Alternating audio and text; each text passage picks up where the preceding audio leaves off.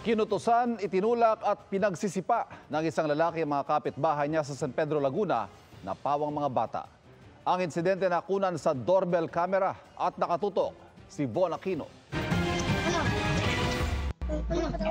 Sa kuha ng CCTV sa San Pedro, Laguna noong September 11, makikita ang tatlong bata na nasa tapat ng gate na ito.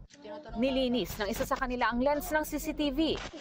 Maya-maya, dumating ang kapitbahay nilang babae at kinausap ang tiyuhin ng isa sa mga bata na ka-video call nila. Sabi mo yung bata na yan, pastos. Ano? Pastos, sabi, dinidirahan ako. Baka ano?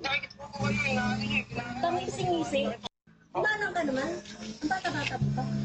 Sabi mo, dito, umakit na lang po ako dyan. Mama, akong ginagawa, kakatok lang ako dito. Sabi mo, akit ako dyan. Habang pinagsasabihan sila ng babaeng kapitbahay, dumating ang asawa niya. Tinulak ang isang bata at kinutusan ng isa pa. Ikaw, pag sinaway ka, makinig ka, yan ang CCTV, reklamo ka. Pag sinasaway kayo, tumigil na kayo. Ha? Ano yung iyak mo? Ha? Susunod ka sa akin.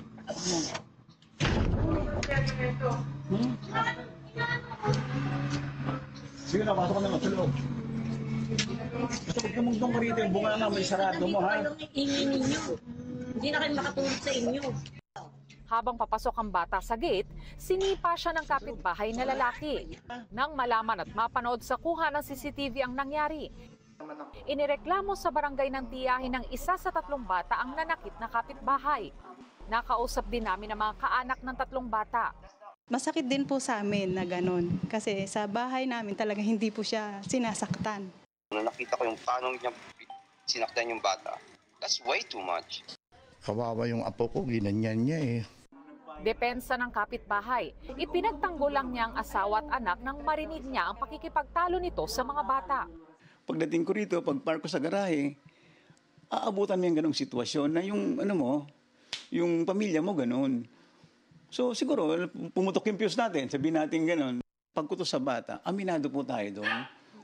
Bago ang insidente, kinuwento ng kapitbahay na ilang buwan na nilang napapansing maingay ang mga bata na nakakaabala sa online study ng kanilang anak at sa kanilang pagtulog. Do you feel sorry po?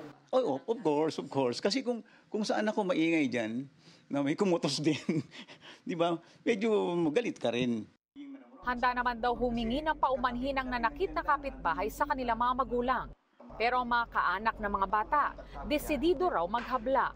Gusto lang namin bigyan ng leksyon yung ginawa niya kasi Inaasahang maghaharap-harap ang mga sangkot sa barangay sa Lunes.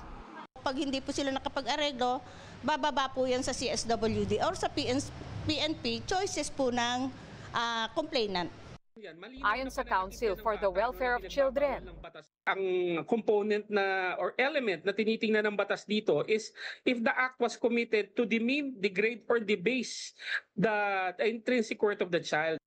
hinikayat nila ang publiko na tumawag sa CWC Hotline 1383 kung may ire-report na kaso ng pag-abuso sa mga bata.